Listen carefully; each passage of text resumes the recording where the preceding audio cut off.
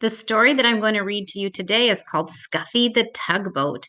And this is an original little golden book, which means it's really old. I've had it down in my collection of books for quite a few years.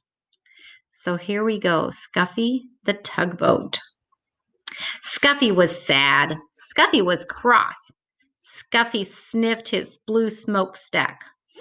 A toy store is no place for a red painted tugboat, said Scuffy, and he sniffed his blue smokestack again. I was meant for bigger things. Perhaps you would not be cross if you went sailing, said the man with the polka dot tie who owned the shop. So one night he took Scuffy home to his little boy. He filled the bathtub with water. Sail, little tugboat, said the little boy. I won't sail in a bathtub, said Scuffy. A tub is no place for a red painted tugboat. I was meant for bigger things.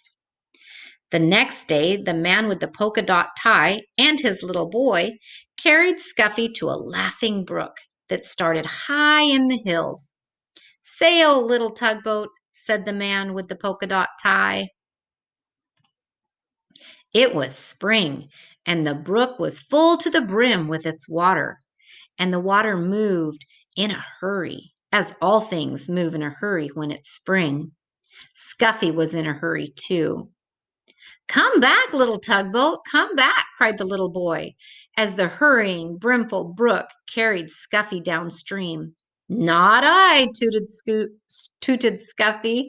This is the life for me. All that day, Scuffy sailed along the brook, past the meadows filled with cowslips, past the women washing clothes on the bank, past the little woods filled with violets. Cows came to the brook to drink. They stood in the cool water, and it was fun to sail around between their legs and bump softly into their noses. It was fun to see them drink. But when a white and brown cow almost drank Scuffy instead of the brook's cool water, Scuffy was frightened. That was not fun.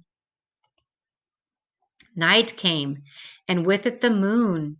There was nothing to see but the quiet trees. Suddenly an owl called out, "Hoot, hoot!" "Toot, toot!" cried the frightened tugboat, and he wished he could see the smiling face of the man with the polka dot tie. When morning came, Scuffy was cross instead of frightened. I was meant for bigger things, but which way am I to go? He said. But there was only one way to go, and that was with the running water, where the two brooks met to form a small river. And with the river sailed Scuffy, the red painted tugboat. He was proud when he sailed past villages. People build villages at the edge of my river, said Scuffy, and he straightened his blue smokestack. Once Scuffy's river joined a small one jammed with logs. There were men in heavy jackets and great boots walking about on the floating logs, trying to pry them free. Toot, toot, let me through, demanded Scuffy. But the men paid no attention to him. They pushed the logs apart so they would drift with the river to the sawmill in the town. Scuffy bumped along with the jostling logs. Ouch! He cried as two logs bumped together. This is a fine river, said Scuffy, but it's very busy and very big for me. He was proud when he sailed under the bridges. My river is so wide and so deep that people must build bridges to cross it. The river moved through big towns now instead of villages. And the bridges over it were very wide, wide enough so that many cars and trucks and street cars could cross all at once. The river got deeper and deeper. Scuffy did not have to tuck up his bottom. The river moved faster and faster. I feel like a train instead of a tugboat, said Scuffy as he hurried along. He was proud when he passed the old sawmill with its water wheel. But high in the hills and the mountains, the water, the winter snow melted.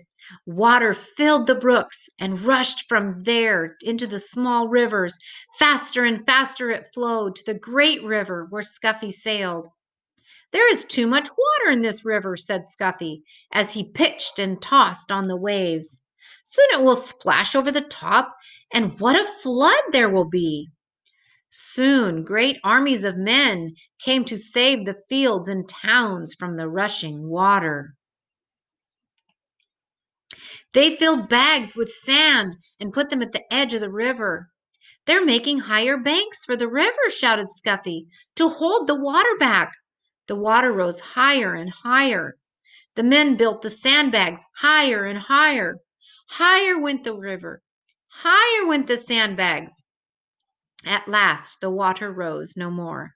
The flood water rushed on to the sea, and Scuffy raced along with the flood. The people and the fields and the towns were safe. On went the river to the sea. At last, Scuffy sailed into the big city. Here the river widened, and all about were docks and wharves.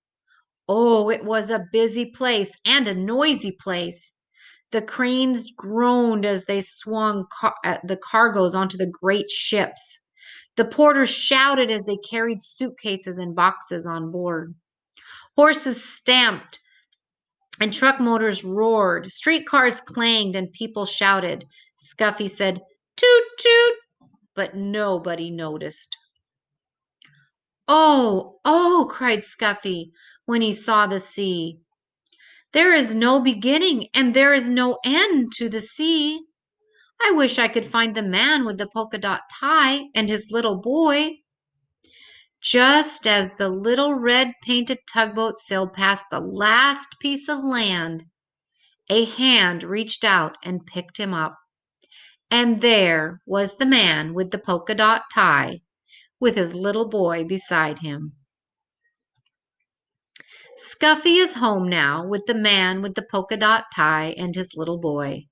He sails from one end of the bathtub to the other. "This is the place for a red painted tugboat," says Scuffy, "and this is the life for me." I hope you enjoyed the story of Scuffy